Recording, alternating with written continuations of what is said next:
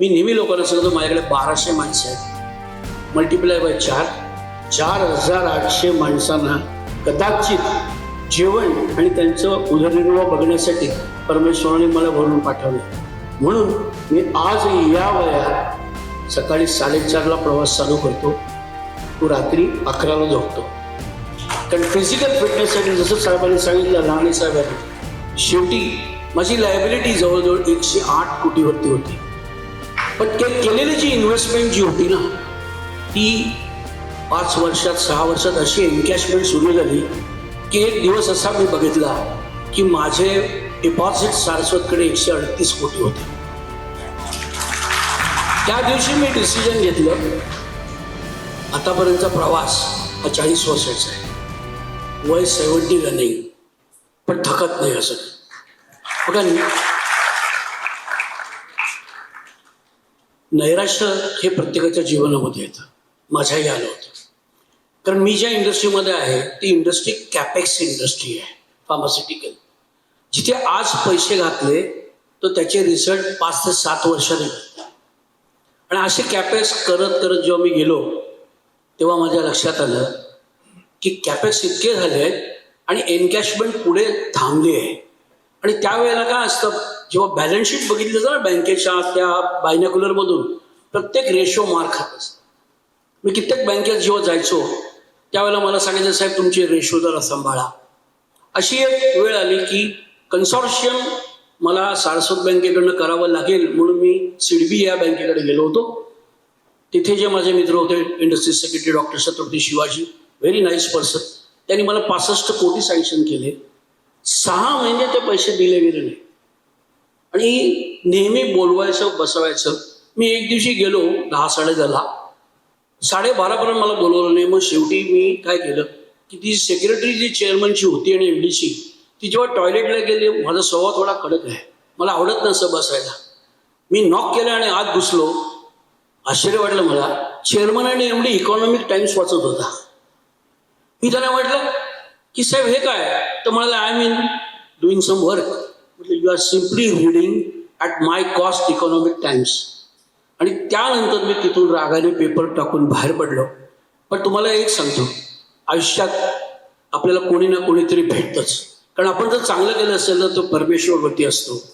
आणि त्याच वेळेला माझे सारस्वत बँकेचे चेअरमन जे एकनाथ ठाकूर, यांच्याकडे ही जेव्हा बातमी गेली ते माझ्या ऑफिसला आले. मला ते त्यांच्या ऑफिसमध्ये घेऊन गेले आणि त्यांनी एक बोर्ड रिझोल्युशन केलं की हा आमच्या कम्युनिटीचा माणूस आहे, GSP, या माणसाला कितीही पैसे लागले तरी देऊ, पण कन्सॉर्शियम हे देणार नाही.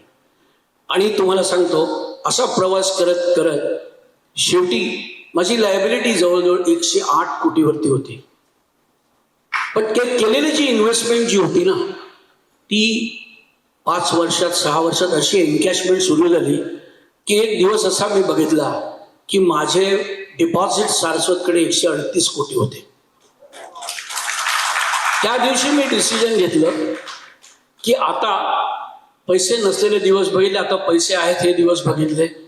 मी देशाचे जवळजवळ $57 बिलियन एक्सपोर्ट्स एका बॉडीवर केबॅक्सेल म्हणून 24 वर्ष करायचो, 1992 to 2020. तो माझा ही माझी पॅशन होती. मग मी ठरवलं की आता मी एवढं सगळं केल्यानंतर माझी मार्केटमध्ये काय पत आहे, म्हणून मी पब्लिक इश्यू करायचं ठरवलं. पैशासाठी कधीच केलं नाही, just to see what is my credentials in the market. आणि पहिला IPO मी जेव्हा केला, खरं 3,500 कोटीचं व्हॅल्युएशन होतं मॅडम. पण तुम्हाला माहिती आहे ना, समोर बसलेले माणसं ती कधीच ते एक्सेप्ट करत नाही, डेट फ्री कंपनी असूनही. शेवटी व्हॅल्युएशन मला त्याने सांगितलं 2,000 कोटी.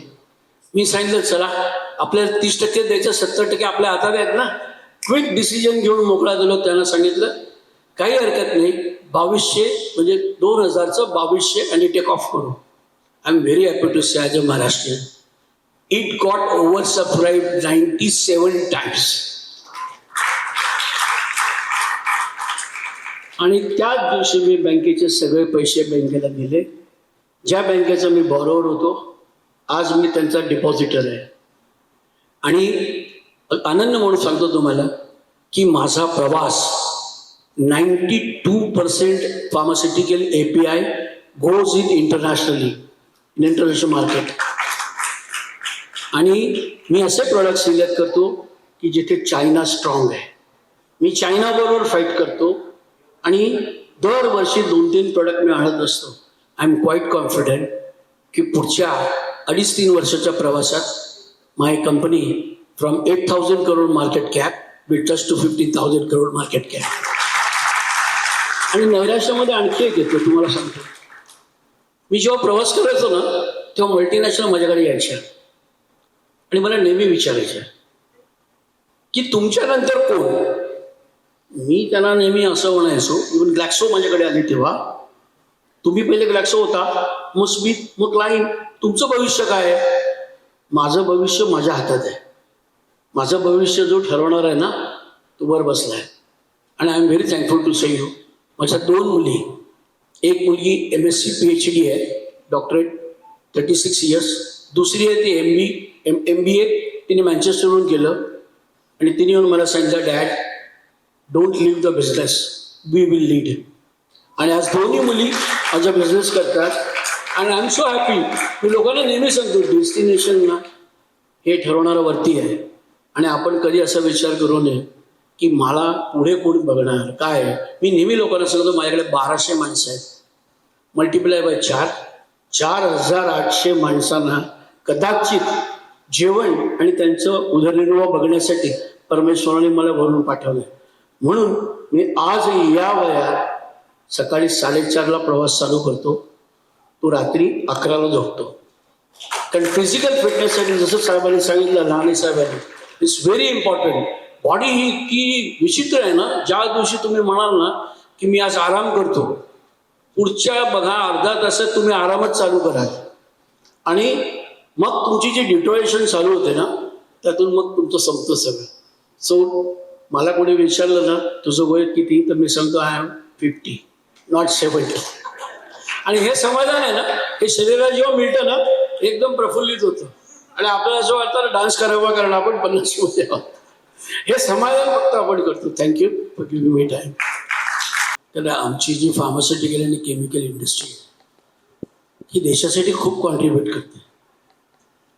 तुम्ही इव्हन हे बघाल की ज्या वेळेला आपल्याकडे करोना होता तेव्हा आपल्याच फार्मास्युटिकल इंडस्ट्रीने आपल्याला वाचवलं. पण हल्ली मी ना जे काही बघतो 5-10 वर्षात की इंडस्ट्री ही जाणून बुजून बदनाम केली जाते. पूर्वीसारखं आता राहिलं नाही मॅडम. एन्व्हायरमेंटचे जे काही प्रॉब्लेम होते त्याच्यामधनं ज्या काही गोष्टी आणि जे काही त्रास आणि ज्या काही शिक्षा व्हायच्या त्यामध्ये लोक हळूहळू सुलट झाले. प्रत्येकाला असं वाटतं की माझा प्लांट सेफ्टी आणि चांगल्या पद्धतीने चालावा, कारण फ्युचरमध्ये जे कोणी आहे राहणारी आहे जी पिढी त्याच्याकरता काहीतरी आपल्याला ठेवलं पाहिजे. पण प्रत्येकजण आपल्यापर्यंत ते करत असतो. पण अनफॉर्च्युनेटली त्या गोष्टी ज्या आमच्या पिढीने सहन केल्या, मला अतिशय खंत वाटते सांगायला की सेकंड पिढी ते नाही करू शकणार. कारण सेकंड पिढीची स्टाईल ऑफ लिव्हिंग आहे, एज्युकेशन आहे. मी साधा सिंपल सांगतो ना कशाला पाहिजे. माझ्या नंबर 2च्या मुलीबद्दल जे तिचं वय आहे साधारण 30-32 वर्ष. एकदा ती गेली फॅक्टरीमध्ये. तिथे गेल्यानंतर तिने पूर्ण 15 दिवस अगोदर सगळ्या लोकांना आपली मीटिंग फिक्स केली होती. मीटिंग सुरू झाली. सडनली फॅक्टरीमधले जे सिनियर 2 हेड आहेत ते उठले, गायब झाले. असं करत करत सगळे 12च्या 12 गायब. म्हणून ती कंटाळून बाहेर गेली. तुम्हाला सांगतो फॅक्टरी इन्स्पेक्टर आहे ना तो आलेला होता आणि तो आला म्हणून सगळी मीटिंग सोडून लोकांना जावं लागलं. ही अतिशय परिस्थिती चुकीची आहे. कारण कसं असतं ह्या पिढीलाही आवडत नाही. कारण त्या पिढीने त्या फॅक्टरीच्या डायरेक्टरला असं स्पष्ट विचारलं की साहेब माझं म्हणणं नाही तुम्ही केव्हा येऊ शकता, पण ॲटलिस्ट इंटिमेशन देऊन आलात तर बरं होईल ना.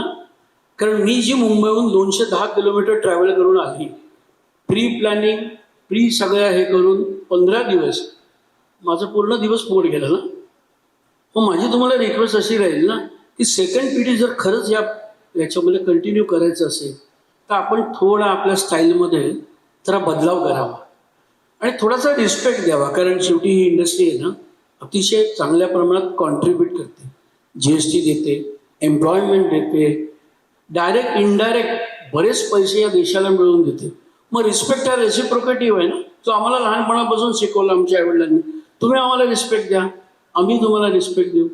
हे जर थोडं शासनाने जर केलं तर मला वाटतं खरंच बरं होईल. आता ह्या 25 तारखेला I am very proud to say everybody, मी महाराष्ट्र राज्य सरकारची फार्मास्युटिकल पॉलिसी प्रेझेंट करतोय जिओ सेंटरला. आता मला कधी कधी असं विचारतात माझ्या घरातले आणि माझे बरेचसे मित्र, कशासाठी टाईम वेस्ट करतो, जा बायको मुलांवर फिरून ये. मी सांगतो जे करायचं होतं ते वय गेलं निघून. आता जे आहे ना ते पॅशन आहे, ती कंट्री आहे. मी हा देश सोडून जाऊ शकत नाही, कारण मी कुठे जरी गेलो ना तरी मी राहू शकत नाही. आणि शेवटी पब्लिक इश्यू आणि हा सगळं केल्यानंतर एक मला कळलं, जगायला पैसे किती लागतात. तुम्ही जे सकाळी खाता तेच मी खातो, दिवसभरात तुम्ही जो आहार तो माझा आहार. मग माझं घर अगदी आनंदाने सांगतो तुम्हाला 75,000 रुपयात चालतं, याच्यापेक्षा 1 रुपया नाही.